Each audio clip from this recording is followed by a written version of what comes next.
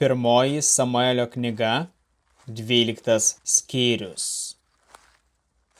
Samuelis kalbėjo visiems izraelitams. Aš paklausiau jūsų balso ir visko, ką man sakėte, ir paskyriau jums karalių. Ir dabar karalius eina priekyje jūsų. Aš pasenau ir pražilau, ir mano sūnus yra tarp jūsų. Aš gyvenau tarp jūsų nuo savo vaikystės iki šios dienos. Štai aš čia, paliudykite prieš mane viešpaties ir jo pateptojo akivaizdoje. Ar aš paėmiau kieno nors jautį arba asilą, ar ką nuskriaudžiau, ar ką išnaudojau, iš ko paėmiau kyšį, kad užmerkčiau savo akis. Jei taip padariau, atsilyginsiu. Jie atsakė, tu mūsų neskriaudei, mūsų neišnaudojai ir nieko iš mūsų neėmei. Samuelis jiems tarė, viešpats ir jo pateptasis yra šiandien liudytojai, kad jūs neradote nieko mano rankoje. Jie atsakė, liudytojai. Samuelis toliau kalbėjo tautai. Liudytojas yra viešpats, kuris paskyrė Mozę bei Aaroną ir išvedė jūsų tėvus iš Egipto šalies. Dabar sustokite ir klausykite, o aš bylinėsiuosi su jumis dėl visų viešpaties teisių darbų, kuriuos jis padarė jums ir jūsų tėvams.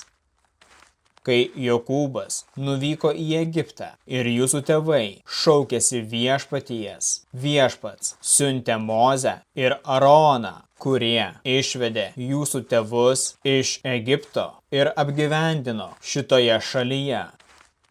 Kai jie užmiršo viešpatį, savo dievą, jis atidavė juos į Siseros, Hacoro kariuomenės vado rankas. Į rankas Filistinų ir Moabo karaliaus, ir jie kariavo prieš jus.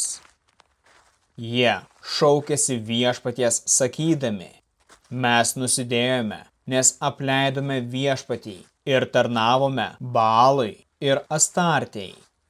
Išgelbėk mus iš mūsų priešų rankos, ir mes tau tarnausime. Viešpats siuntė Jerubaalą, Baraką, Jeftę ir Samuelį ir išgelbėjo jūs iš jūsų priešų, kurie supo jūs rankos, ir jūs gyvenote saugiai. Pamatę Amonitų karalių Nahašą, atžygiuojantį prieš jūs, jūs sakėte, karalius mums te karaliauja, nors viešpats jūsų dievas yra jūsų karalius.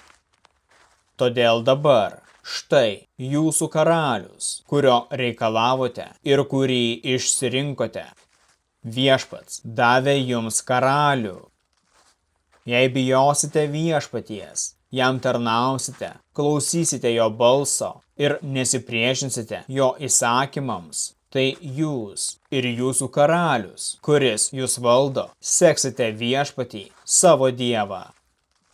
Bet jei neklausysite viešpaties balso ir priešinsitės jo įsakymams, tai viešpaties ranka bus prieš jūs, kaip buvo prieš jūsų tėvus. Stovėkite ir žiūrėkite į tą didelį dalyką, kurį viešpats darys jums matant. Argi šiandien nekviečių pjūtis?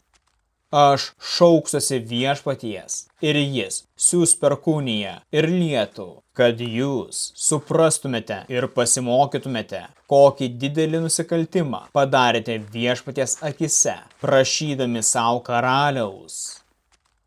Samuelis šaukėsi viešpaties ir viešpats tą dieną siuntė perkūniją ir lietų. Visi izraelitai labai išsigando viešpaties ir Samuelio.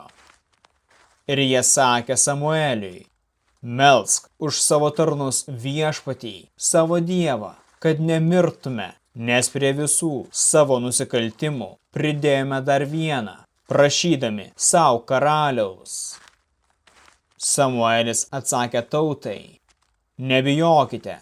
Tiesa, jūs nusikaltote, tačiau nepaliaukite sekę viešpatį ir tarnaukite jam visa širdimi. Nenukrypkite prie tuščių dalykų, kurie negali duoti naudos, nei išgelbėti, nes yra tušti. Viešpats neatstums jūsų dėl savo didžio vardo, nes viešpačiui patiko išsirinkti jūs kaip savo tautą. O dėl manęs tai taip nebus, kad aš nusidėčiau prieš viešpatį, paliaudamas melstis už jūs. Aš jūs mokysiu eiti teisingu ir geru keliu. Tik bijokite viešpaties ir jam ištikimai tarnaukite visa savo širdimi. Jūs matėte, kokių didelių dalykų jis jums padarė. Bet jei elgsitės nedorai, pražūsite jūs ir jūsų karalius.